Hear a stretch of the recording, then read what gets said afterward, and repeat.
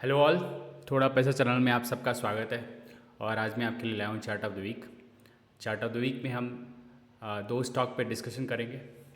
और उन दो स्टॉक पे डिस्कशन करने से पहले आज मैं आपको इंडेक्स जिसमें ब्रेकआउट हुआ है उसके में बारे में भी बताएंगे।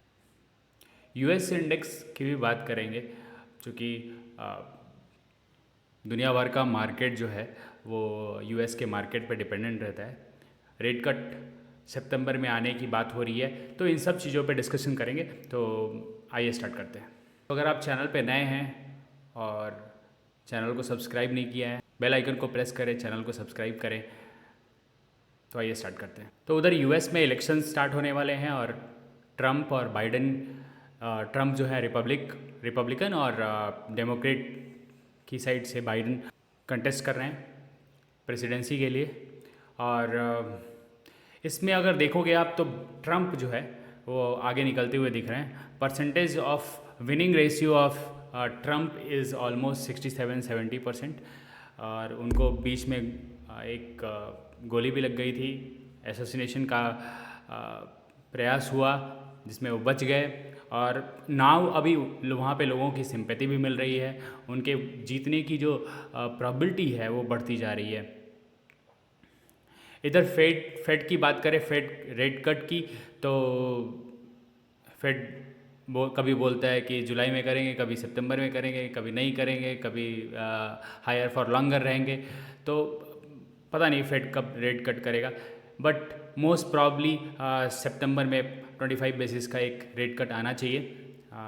रेट कट आएगा तो उससे लिक्विडिटी आएगी मार्केट में, और लिक्विडिटी आएगी तो पूरे देश भर में स्टॉक मार्केट में एक खुशहाली आपको दिखेगी। फिलहाल अगर आप देखेंगे तो नैस्डैक जो है, अभी आपके मन में क्वेश्चन आ रहा होगा कि जब रेट कट होने वाला है, ट्रंप जीतने वाले हैं, सब फाइनल है, then Y market is falling. तो नैस्डैक क्यों गिर रहा है, ये डाउ में इतनी गिरावट क्यों आ रही है? पिछले 4-5 दिनों से अगर देखोगे, 7-8 दिनों से, जब से पता चला है कि असोसिनेशन का प्रयास हुआ और जो असोसिनेशन का एक प्रयास हुआ और उसके बाद जो है ट्रम्प बचे, और उसके बाद जो मार्केट में फॉल आया, के आने से मार्केट अच्छा होगा, ट्रम्प के आने से मार्केट अच्छा होगा। तो फिर मार्केट क्यों गिर रहा है? तो ट्रम्प मार्केट गिर रहा है, उसके पीछे एक ही रीज़न है कि क्योंकि जो ट्रम्प अनाप शनाप कुछ भी आके बोल देते हैं। जैसे ट्रम्प ने कहा कि हम ताइवान को प्रोटेक्शन क्यों देंगे, हम जापान को प्रोटेक्शन क्यों देंगे, हम उनसे प्रोटेक्शन मनी लेंगे, चाइना को जो करना है कर ले। तो ये जो चीज़ें हो जाती हैं बीच में, वो एक मार्केट को पसंद नहीं आता। ये सब जो स्पीच आते हैं वो मार्केट को पसंद नहीं आता, और ये चलता रहेगा, ये नवंबर तक चलेगा, जब तक वहाँ पे वोटिंग नहीं हो जाती, जब तक वहाँ पे इलेक्शन नहीं हो जाते, तब तक वहाँ भी चलता रहेगा। सेम इलेक्शन जैसे इंडिया में इलेक्शन हुए, और वैसे सेम इलेक्शन वहाँ भी हो रहे हैं। वहाँ भी कोई भी कुछ भी बोलता है, कोई भी कुछ भी आके बोल जाता है। अगर वीकली बेसिस पे नैस्डैक का मैं आपको चार्ट दिखाऊं तो एक सपोर्ट है, एक छोटा सा सपोर्ट एक यहाँ पे दिखता है 17,000 के आसपास, और दूसरा एक सपोर्ट जो मुझे दिखता है वो 16,500 के आसपास दिखता है। तो ये एक अभी भी गिरावट पॉसिबल दिखता है मुझे, कि अगर नवंबर तक यही ऐसी स्पीच आते रहें अगर, तो ये लोग मार्केट को कहीं 16,500 के आसपास तक ले आ सकते हैं। और तो 16,500, 16,000, 450 यही एक सपोर्ट है, यहाँ तक नैस्डैक गिर सकता है। और अगर नैस्डैक गिरेगा तो अपने वहाँ की आईटी कंपनियाँ भी गिरेंगी, और यही वजह है कि अपने वहाँ आईटी कंपनियाँ भी में भी आपको फॉल दिख रहा होगा। हमारे वहाँ निफ्टी आईटी के इंडेक्स में पिछले वीक एक ब्रेकआउट आया, और वो ब्रेकआउट जो है यहाँ पे कहीं आया 38,874, 38,900 आप मान लीजिए, 900 का एक ब्रेकआउट था। और ये जो आप लास्ट वीक आप जो बढ़त देख रहे हैं, एक अच्छी कैंडल बनी है, मार्केट गया 40,700 और वहाँ से एक अच्छी खासी गिरावट आई और करीब करीब 800-900 पॉइंट की एक गिरावट आई आईटी इंडेक्स में। और ये एक सपोर्ट है इसके लिए, ये एक सपोर्ट है 39,000 आप मान लीजिए 39,000 एक सपोर्ट है। सो ये आईटी और नीचे फिसल के हो सकता है 39,000 तक आ जाए, इंडेक्स की बात कर रहे हैं हम। बट ओवरऑल अगर आप देखेंगे तो मुझे व्यू पॉजिटिव दिखता है आईटी में। अगर आपको यहाँ कहीं मिलता है तो आपको सोचना चाहिए, आईटी में देखना चाहिए।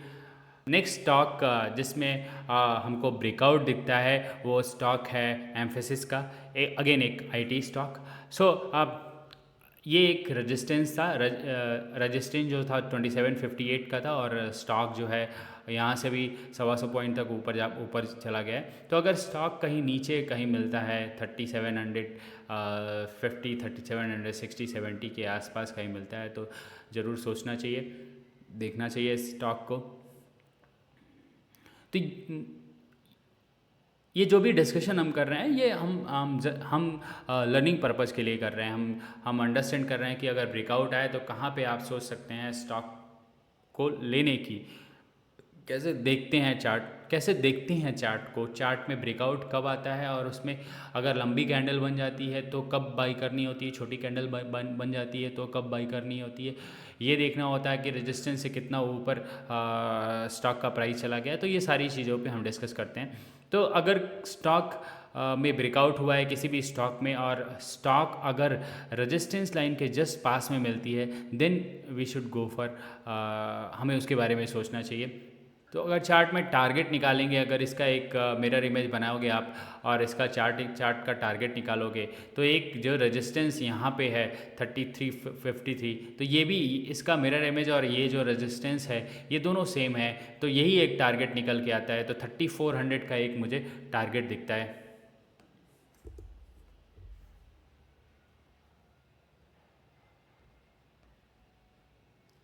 और एक स्टॉप लॉस जो होना चाहिए वो होना चाहिए 2750 का। तो ये रहा एम्फेसिस। सेकेंड स्टॉक जिसके बारे में हम डिस्कस करने वाले हैं वो इसाब इंडिया है। और इसाब इंडिया में अगर आप देखोगे तो ये एक पैटर्न बन रहा है, सॉसर पैटर्न, और सॉसर पैटर्न का ब्रेकआउट लास्ट वीक आया और ये जो ब्रेकआउट आया स्टॉक के प्राइस को 6486 तक लेके गया। बट जो ब्रेकआउट का लेवल है, जो रेजिस्टेंस जो था वो पॉइंट था अराउंड 6148। सो अगेन स्टॉक अगर आपको आसपास, चूँकि लंबी कैंडल बन गई है, स्टॉक तो एक्चुअली 7000 तक चला गया था, तो अगर फिर से स्टॉक अगर आपको नीचे कहीं 6200 के आसपास 6100 के आसपास मिलता है तो दिन आपको सोचना चाहिए। ओके और चूँकि हम वीकली चार्ट देख रहे हैं तो जो हॉराइजन टाइम हॉराइजन रखना चाहिए टारगेट के, वो 3 से 6 महीने के होने चाहिए।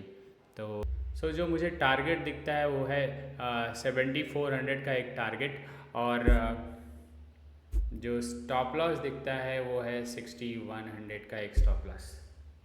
तो ये रहा स्टॉप लॉस और टारगेट फॉर इसाब इंडिया। तो ये रहे दोनों स्टॉक। बाकी आपके जहन में कोई क्वेश्चन हो, कोई आपके पोर्टफोलियो से रिलेटेड कोई स्टॉक हो जिसके बारे में आप डिस्कस करना चाहते हैं, प्लीज़ आप कमेंट कर सकते हैं। कंटेंट पसंद आए तो लाइक कर सकते हैं, अगर आप चैनल पे नए हैं तो प्लीज़ सब्सक्राइब कर सकते हैं। वीडियो पसंद आए तो दोस्तों में भी शेयर कर सकते हैं ताकि ज़्यादा से ज़्यादा लोगों तक हमारी रीच पहुंच सके। Thank you so much.